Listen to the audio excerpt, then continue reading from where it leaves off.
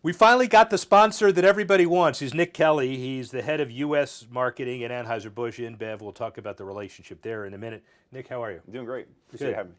Well, you've got the job that everybody wants because not only is it sipping beer during the day, but it's order taking with all of these people that want the tremendous legacy that Tony Pantoro and others have created, deployed over the sports space as well. Talk a little bit about your business and what you do. Yeah, look, I mean, we're in a unique position because we're one of the few products in sports marketing that you can actually enjoy at a sporting event. You know, I think that puts us in a unique position to not only activate at all the arenas and stadiums across the country, but on a national level from a broadcast perspective, social and digital space. It's a unique opportunity for us to really connect our brands with consumers at the highs and the lows. You know, at the highs when they're celebrating championships or spending time with friends and family, to the lows of, it was a disappointing loss or, a record-breaking moment that was not in the positive light. You know, your team goes winless. Your team is beaten Game 7. You know, we're there for the good and the bad. So it's one of the very unique positions we're lucky to play, but it's also a lot of pressure because I think it's a competitive space and you want to be there for on the high side, and on the other side, on the low side too, is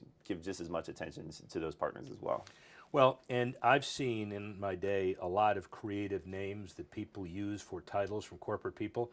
I must say, VP of Partnership, Beer Culture and Community takes the cake. Yeah. Describe the business from your perspective, therefore. Yeah, so it's a little bit of a unique title because I oversee all the partnerships in the U.S. that you would imagine, which are traditional sports, music, entertainment, but I also have all the experiences that are associated with our company as a beer culture. So it's the brewery tours, it's the Clydesdales, it's the licensing division that also it connects our consumers. So anything that we connect our brands with the consumer, have it be an event or a product that isn't, I basically oversee connecting consumers with everything but selling beer. Well, it's brand development and it's Yeah. brand enhancement, so it makes a lot of sense. Other than people can give you a little bit of grief about beer culture, which is a good time. It's fun though, because It the reality is that our goal is to make beer approachable and at all these fun events, and we don't take it too seriously and too sophisticated, and we have a huge portfolio of products. So it's just that we can find the right product for any occasion. So is it in the public domain? So if I wanted to change from chairman of my company to like secretary of beer culture, would you push back? I wouldn't push back. I mean, but I think that the thing for us is I think I'm the only person in the world who has this title, so it makes it a little bit more unique. But at the same time, if it became a thing, I'd be happy with it. So. Well, but it is unique because of your history in the sports space too. So talk about for a second before we get into the CSR activities. You guys, and again, Tony, who's been in my book and an icon, set the tone. It was. Sports sponsorships have been changed because of how AB involved and changed it.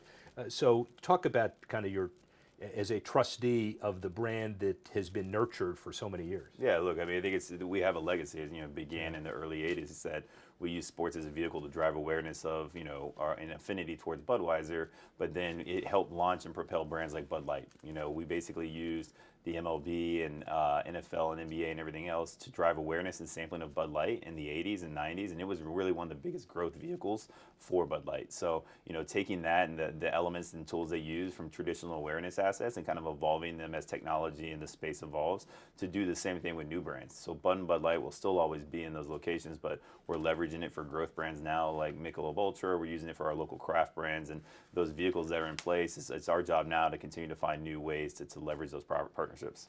And then we'll get into CSR, the activation and the brainstorming, the Budweiser Frogs. Everybody has a memory of Bud commercials through Super Bowls and beyond. Now the Knights. How's that all developed? I know the ad agencies come to you with a concept, and then you got to make sure the message sustains as well. Talk us through that process. Look, I mean, we have an extremely collaborative process. I mean, it's teams of media buyers, obviously brand VPs, our CMO, insights. Obviously, there's some regional intelligence, and then our clear portfolio of agencies. And it's everything from our social agency, our traditional creative agency, and everybody plays a role in the process. But it started, June, July. It isn't one of those things that we start in Q4 and roll into Super Bowl. 6 months out, 7 months out, we're having these conversations. We're testing concepts. But the bigger thing we always do is how does this set me up for success for all of the year? It's not just a flash in the pan. And that's the more challenging part, is everybody can come up with fun ideas that are going to win the Super Bowl, but how does it help you win the entire year? And when you say win the entire year, I assume it used to be defined as volume of beer sales. And now I assume also there is this doing great by doing good permutation, and also the involvement of social awareness, social responsibility. Tell me how that's all morphed. Yeah, it is. I mean, I think we're starting to use our vehicles. If you look like what we did with Super Bowl last year, Budweiser ran literally a renewable energy spot about wind energy, and they had a Clydesdale's drawn carriage with a Dalmatian on it whose wind was blowing, face was blowing in the wind, and then all of a sudden when you zoomed out, it could have been any Budweiser commercial, and it shows a big wind farm, and it pushes our sustainability message of our goal to be completely run off, renewable energy by 2026. So the goal for us is that we use these vehicles to drive that message because we're serious about it, and the broadest awareness messages we can get are still in our sports and broadcast partnerships. Well, and let's put in perspective, a 30-second ad today is $5 million. I don't remember what the number was in 2001, but the ad that everybody in the industry and out remembers is a 30-second ad after the 2001, the 9/11 Super Bowl, and what that did for America that people may remember bigger than the game itself. So that is one of those things that you normally try to aspire to, I guess, when you create these ads. But I mean, look, I mean, even from like just a typical CSR stuff to doing the right thing, I think that, we saw two things with Budweiser this year. One is they really got behind the Jackie Robinson 100th anniversary and the movement there, because I think that the big piece is there's still a whole generation of people who don't understand the role that Jackie Robinson played for baseball and just unifying the league. The second one is in the sports again is taking a stand and getting behind women's soccer. For us was that everybody watches the World Cup every year for women. The U.S. is the best by far, and then when they come back here, they're going back to regular jobs, but there is a league out there that we want to help elevate. And while it's not a typical corporate responsibility thing, we as the leader in sports need to play a role in helping bring other partners in, and more than anything else is treating them the same way we treat other athletes. And so the Good Sport program, describe that a little bit too, and how it's resonated across several leagues. Yeah, the Good Sport program for us is our way of responsible drinking in venues. I think that years ago there was a huge epidemic in the 80s and 90s with drunk driving, and I think that it continues to show better trends year after year because of a lot of different reasons. But the one thing we want to do from a role standpoint at a live sporting event was to find designated drivers to those who did show up and actually enjoy some of our products, is that they had a safe way to get home. And it's not an incentive-based thing, but it's very much hey, we'll give you, if you sign up and promise to be the designated driver, the good sport of the game, get a free water, get a free Diet Pepsi, whatever it may be, but you're promising us that you will be a safe ride home for you and your friends. And that has been good for us, and it's an important role. We don't want a bunch of people showing up at these sporting events, over-consuming, and then all of a sudden driving home. Or even just, it's still irresponsible to have more than one or two drinks anyway and drive as it is. So even if you feel like you're fine, it's important for us to play that role, because not for our partnerships and not for, that one individual, but more for the community. If we're providing this, we need to make sure we also provide an alternative to driving home. The sponsorship metrics aren't easy, but there is a way to analyze them, beer sales and the like, awareness and avidity and all of that. The social good measurement, a little tougher, but the campaigns you take on also are not easy to measure. Right. You can't talk about reduction of drunk driving in any measurable way.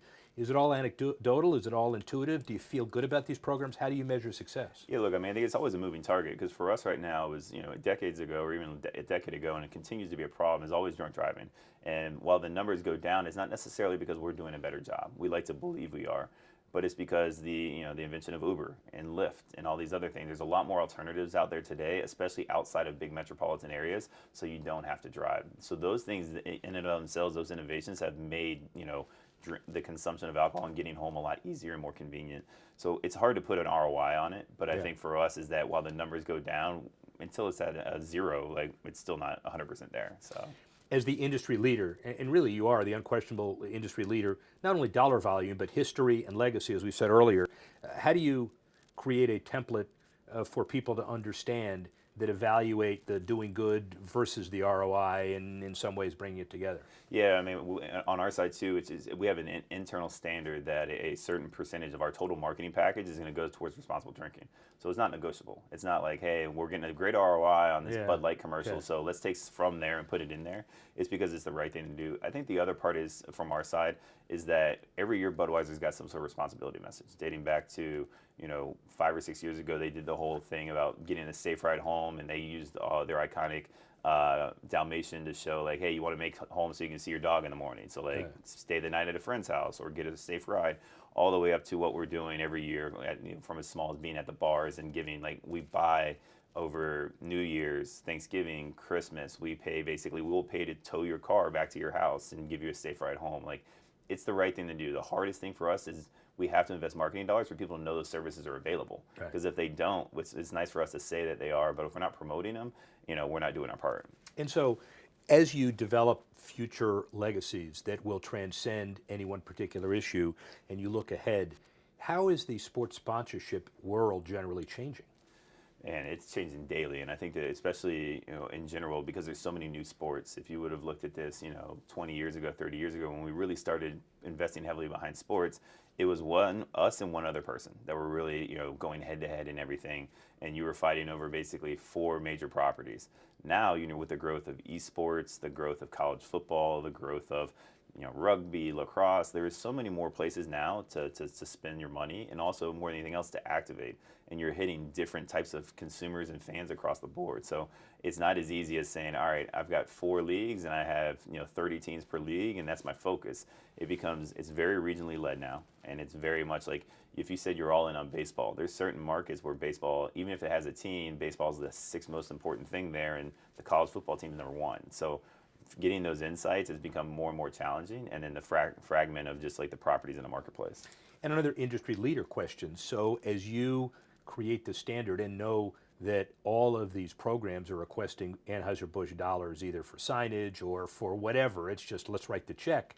It's got to be a signal that gone are the days where my CEO is going to play with yours and we're going to cut some kind of anecdotal deal. Yeah. Look, I mean, and that's it. I mean, a lot of the relationship-based stuff, I wouldn't say is gone, but it doesn't bring as much value anymore, because the sophistication behind what is in the sponsorship space today versus what was here even a year ago, 5 years ago, is much deeper. And the other part is more people are more keen to how this works on the traditional business side of every company. So they're looking for a real ROI. They're not looking for, they're showing up at a baseball game, sitting behind home plate and seeing their sign and like, this works. Like, it doesn't work that way anymore. How did your work at and with NASCAR help you get a perspective as you came over here? Man, I can't tell you a single place if you're going to work on the brand side where you'll ever deal with more brands. Like, it's the one place you're going to deal with. There's thousands of brands in the sport of NASCAR. They all have a different reason for being there and different objectives. So to see the different reasons why people invest in sports, and especially a sport like NASCAR, was like probably the best way to kind of really jumpstart my career in sports marketing. And the irony is that now you go from an industry where you're driving to champion responsible driving. Yeah, look, I think it's the one thing that's like the biggest oxymoron ever is like, I always, internally we had this conversation, it's like, NASCAR race cars are going 180, 200 miles an hour, and they're like, do you really want to put a beer logo on top of that car? Yeah. So we actually do, we spend a lot of time in that sport, at least investing behind like responsible drinking, because like, look, we're championing you as a fan of NASCAR. I'm not championing like, put a Bud in your car while you're watching this guy. So it's a tough balance to strike. So, Randy Moss, Brian Leftwich, Chad Pennington, Nick Kelly, the 4 most influential guys in Marshall sports history? No, not at all. I mean, I think that I was fortunate enough to go to a university that was good at football at the time, and they're still good now. But I think that they really, from '96 on, they had a run. It was, to your point, Marshall, Randy Moss, Chad Pennington, Leftwich, Ahmad Bradshaw. Like, we have a good run. I think that we also just have, it's a good community, and it helped me too. Though, is that we're in a space now is that. It's a small town, it's a small college town, and our core consumer that drinks at the highest volume of our product is in those small towns. So it helps me in my job day to day. Ladies and gentlemen, a thundering herd prepares him to maximize demographic targeting at the job that he loves. Nick, thank you very much. Thank you so much. Appreciate it. Really appreciate Absolutely. it.